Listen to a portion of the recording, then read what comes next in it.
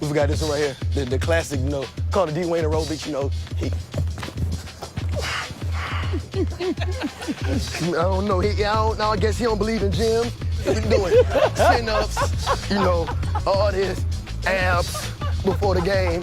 I'm like, D-Wayne, you got a game, you need to chill. I know y'all got a gym. So, you know, he's from Chicago, you know, he grew up hardcore and stuff. A lot of jail training, clearly. So, yeah. And that's that.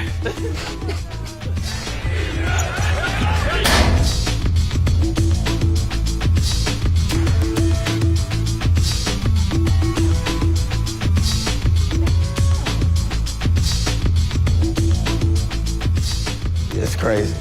It's wild. I never thought I would be in the NBA arena after when I started doing these videos.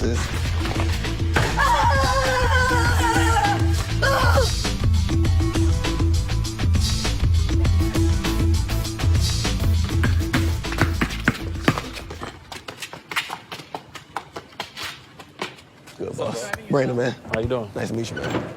See what he come up with. I want to see how he got my shot form looking.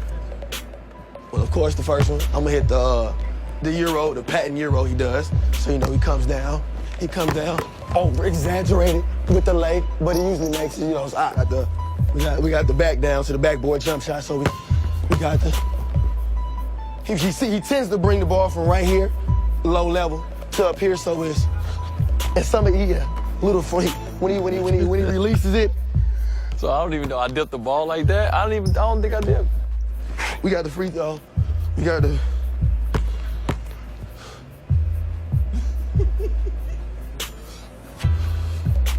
the signature D-Wade pass. We got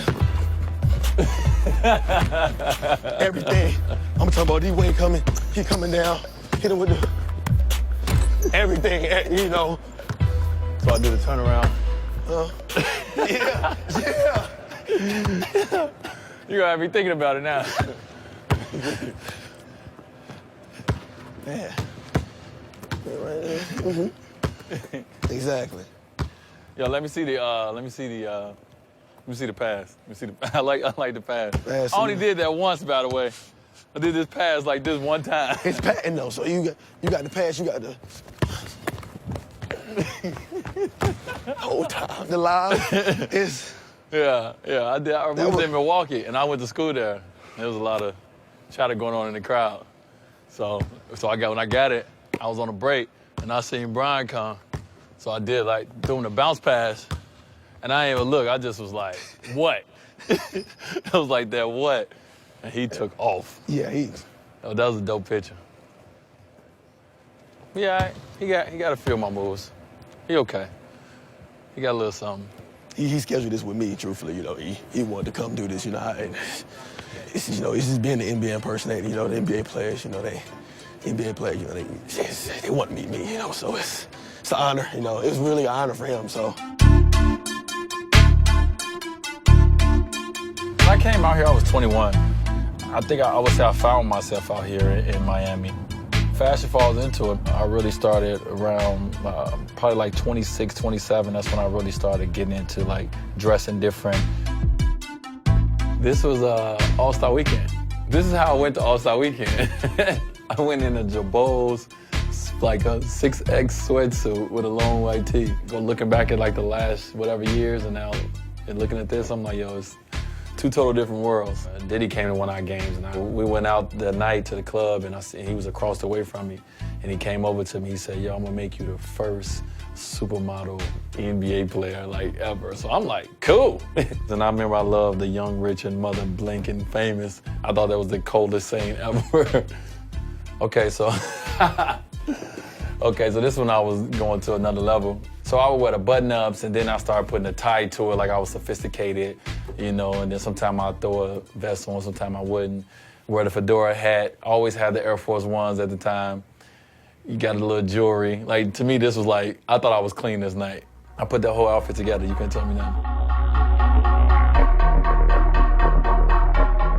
So this right here, this caused an uproar.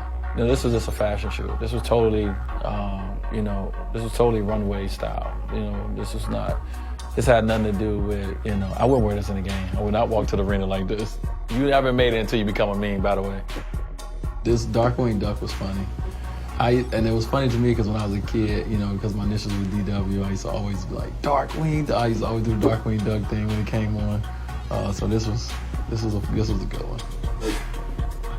Well, tell me Dwyane Wade belly button doesn't look like college bully yelling his head when he said to the back. What? But people are crazy. Yo, but the coolest thing was I got a tweet from MC Hammer. That was cool right there. I didn't see that. Like a sassy vampire. That's hilarious. My fashion when I first came to Lee was, you know, coming from growing up in Robbins, Illinois, and going to Milwaukee. You know, I haven't seen anything. I haven't experienced anything. I barely, you know, when I was growing up, we barely had TV all the time, so I never really was able to see a lot. I just got into a space where I started to see, okay, what I don't like and what I really like, and, you know. But the hard part is how, at the time, was how do I get there? Like, I don't know how to shop, you know, and that's how my stylist kind of came.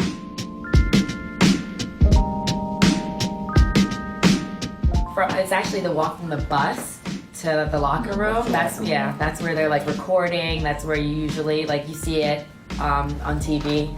And then, the press conference. So it's bigger than a lot of events that you attend now because it picks up more press. Yeah, so what we started with doing like things for the playoffs. And we would pick a color some years, you know, we would pick a style, a pattern. It varies. So it'd be like one year it was like, okay, I think I'm gonna wear white and red and black. Okay, so everything I wear gotta be white, red, and black. Which is difficult to do because there's so much good fashion out there in different colors. So the committing is really hard. So I was doing like patterns, like it was crazy. And Charles killed you? Yeah, I got killed on TV, but it was like, that's what we was doing. Here, I reached out to one of my favorite designers in D Squared and asked them, can they suit me up for the wedding? And they did. They came to the wedding, they made sure I was on point. So this was one of 3 outfits, but very classic.